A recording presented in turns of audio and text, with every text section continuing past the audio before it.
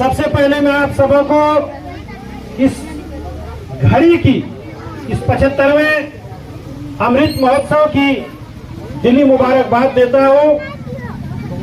आज जो हम स्वतंत्रता दिवस मना रहे हैं, यौम आजादी मना रहे हैं, मेरे भाइयों, मेरे प्यारे बच्चों बच्चियों, ये आजादी हमें ऐसे ही नहीं मिली है। हमारे पूर्वजों ने लाखों कुर्बानियां दी है, खून बहाया है, तब जाकर के आज हमें ये दिन देखना नसीब हुआ है। मैं आप सबों को तिरंगे के बारे में चंद शब्द बताऊं, चूंकि मौसम बेहद खुशनुमा है।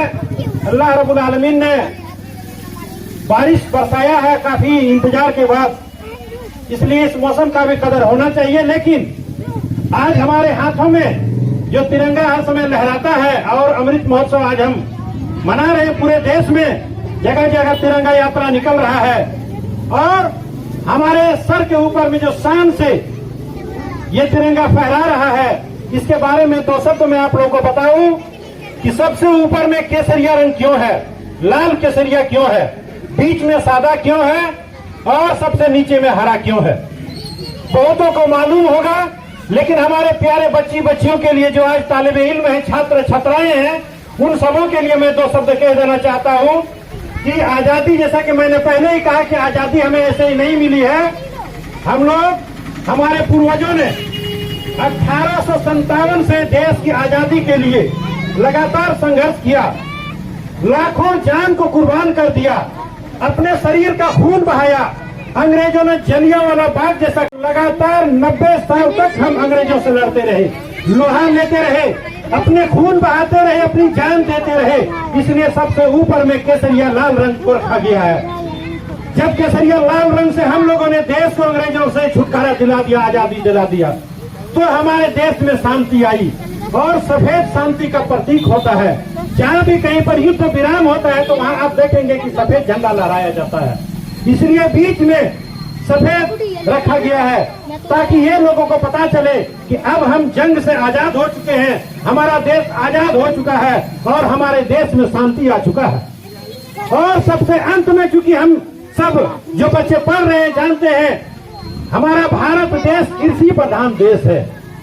हमारा भारत कृषि प्रधान देश है और फसलें हम सब उगाते हैं। फसलों का रंग हमेशा हरा होता है, लहलहाता फसल हमेशा हरा और खूबसूरत होता है। इसलिए सबसे नीचे में आप सब देखेंगे हरा रंग दिखाया गया है। ये तीन रंगों को हमारा जो तैयार करने वाला है वो भी एक मुसलमान लेडीज। झंडे का सफर 1906 में, सन 1906 में शुरू हो चुका था। कई रंगों का बदलाव और कई तरह के छाप का बदलाव, कई तरह के चिन्हों का बदलाव आते आते 1942-43 में लोगों ने तय किया, देश के बड़े बड़े नेताओं ने, महात्मा गांधी, डॉक्टर राजेंद्र प्रसाद, पंडित जवाहरलाल नेहरू, इन तमाम लोगों ने तय किया कि अब हमारा एक राष्ट्रीय ध्वज होना चाहिए जो पूरे देश को जोड़ करके रख सके। अंत में 22 जुलाई 1947 को, सन को आप सब याद कर लें, 22 जुलाई 1947 को ये आपका हैदराबाद की एक महिला थी, रुकैया बदरुद्दीन तैयबी। रुकैया बदरुद्दीन तैयबी, बच्चियों आप सब ध्यान देंगे, ये जो आज आन बान शान से हम तिरंगा को देख रहे हैं, इस झंडे का फाइनल प्रारूप, ऐसे तो लाखों प्रारूप देश के राष्ट्रपति डॉक्टर राजेंद्र प्रसाद और प्रधानमंत्री जवाहरलाल नेहरू के पास पहुंचा था, लेकिन फाइनल जो प्रारूप है, फाइनल जो आप जिस रूप में आप देख रहे हैं, तीन रंग और बीच में आप जो है देख रहे हैं जो चिन्ह है दिया हुआ, अशोक चक्र इसको कहा जाता है। इस चिन्ह को जो आप गोल चिन्ह देख रहे हैं, ये अशोक चक्र है। ये फाइनल टच एक मुस्लिम लेडीज ने दिया था।